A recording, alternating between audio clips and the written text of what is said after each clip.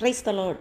இன்றைய ஜீவ அப்பம் ரோமர் 2 அதிகாரம் 2 இப்படிப்பட்டவைகளை செய்கிறவர்களுக்கு தேவனுடைய நியாய தீர்ப்பு சத்தியத்தின்படியே இருக்கிறதென்று அறிந்திருக்கிறோம். அல்லேலூயா.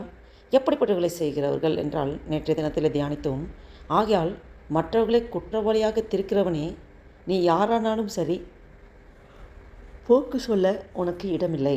நீ குற்றமாக தீர்க்கிறவைகள் எவைகளோ அவைகளை நீயே செய்கிறபடியால் நீ மற்றவர்களை குறித்து சொல்லுகிற தீர்ப்பினாலே உன்னைத்தானே குற்றவாளியாக தீர்க்கிறாய். அல்லேலூயா. இப்படிப்பட்டவர்களை செய்கிறவர்களுக்கு தேவனுடைய நியாய தீர்ப்பு சத்தியத்தின்படியே இருக்கிறது என்று அறிந்திருக்கிறோம். அல்லேலூயா. பாருங்கள், மற்றவர்களை குற்றவாளியாக தீர்க்கிற அந்த குற்றப்படுத்துகிற ஆவி, குறை சொல்லுகிற ஆவி, குற்றப்படுத்துகிற ஆவி, மற்றவர்களை பற்றி குறை சொல்லிக்கொண்டு குற்றப்படுத்தி கொண்டு அப்படியே இருக்கிற அந்த சுபாவம் பிசாசு சாத்தான் செய்கிற சுபாவம், சாத்தான் உண்டாக்குகிற சுபாவம். இதற்கு இப்படிப்பட்டவர்களை செய்கிறவருக்கு தேவனுடைய நியாய தீர்ப்பு சத்தியத்தின்படியே இருக்கிறது அப்படின்னு சொல்லப்பட்டிருக்கு.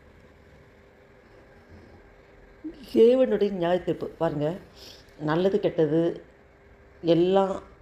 எல்லாமே மனிதன் நல்லதும் செய்கிறான், தீயதும் செய்கிறான். இருதிறத்தாரும் இருக்கிறார்கள். ஆனால் எல்லாரும் இருதிறத்தாரையும் பாருங்கள், பாவம் செய்தவர்களை இனம் கண்டுகொண்டு அவர்களுக்கு நியாய தீர்ப்பு கொடுக்கப்படும் ஒரு காலம் இருக்கிறது.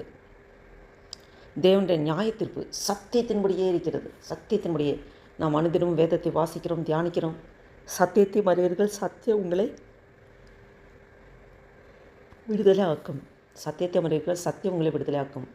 அப்போ நம்ம சத்தியத்தை அறிய சத்தியத்தின்படியே நம் நடக்க நியாய தீர்ப்பு, தேவனுடைய நியாய தீர்ப்புக்கு தப்பிக்கொள்கின்ற பிள்ளைகளாக தேவனுடைய நியாய தீர்ப்பு, தேவனுடைய நீதிக்கு நாம் சுதந்திரராக, நீதியை செய்கிறவர்களாக, பகையை மறக்கிறவர்களாக நாம் இருக்க முடியும். இவ்வேளையில் இந்த சிந்தையோடு, ஆண்டவரே, எத்தனையோ தடவை நானும் குறை சொல்லியிருக்கேன். ஆண்டவரே, மற்றவர்களை பற்றி குற்றப்படுத்தியிருக்கேன்ப்பா. ஆண்டவரே, என்ன ஒரு விஷயம் ரத்தத்தினாலே கழுவி சுட்டுக்கிறீங்கப்பா. உடைய ரத்தம் என்னை ஒரு விஷயம் கழுவி என்னை பரிசுத்தப்படுத்துங்கப்பா என்று ஆண்டவர் நோக்கி நாம் கேட்போமா? ஜெபம் செய்வோம். அல்லேலூயா. நன்றி தகப்பனே, நன்றியோடு துதிக்கிறோம், ஸ்தோத்திரிக்கிறோம்.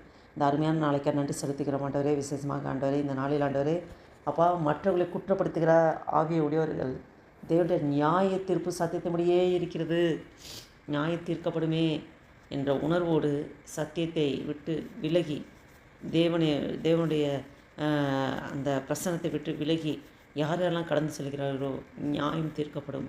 இது கடைசி காலமாக இருக்கிறது. ஒரு விஷயம் ரத்தத்தினாலே கழுவி எங்களை சுட்டி பரிசுத்தப்படுத்துங்கப்பா. ஆண்டவரே, உங்களுடைய சமூகத்தில் எங்களை தாழ்த்துகிறோம், ஒப்புக் கொடுக்குறோம், அர்ப்பணிக்கிறோம். உங்களுடைய நாமம் ஒன்றே மகிமைப்படட்டும். ஆண்டவரே, விசேஷமாக இந்த நாளில் 2025 வருடத்தில் 3வது மாதம், மார்ச் மாதத்தின் 25ஆம் தேதியை காண கிருபை செய்கிறேன். நன்றி அப்பா. ஆண்டவரே, இந்த மாதம் முழுவதும் கிருபையாக எங்களை காத்து வந்துரே. இந்த புதிய நாளைக்காக நன்றி செலுத்துகிறோம். இந்த நாளை காணும்படியாக இந்த ஜீவன், சுகம், பலன், ஆரோக்கியத்தை தந்து அடுத்த தேவனே உமக்கு கொடாமல் ஸ்தோத்திரம் ஐயா.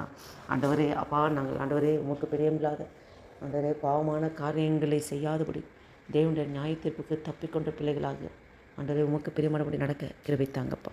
நீர் அப்படியே செய்கிறதுக்காக நன்றி செலுத்துகிறோம். எங்களே தாழ்த்துகிறோம், ஒப்புக் கொடுக்குற அர்ப்பணிக்கிறோம். உடைய நாமம் ஒன்றே மகிமைப்படட்டும். இயேசு கிறிஸ்துவின் நாமத்தினாலே ஜெபிக்கிறோம் ஜீவனுள்ள எங்கள் நல்ல பிதாவே. ஆமேன், ஆமேன்.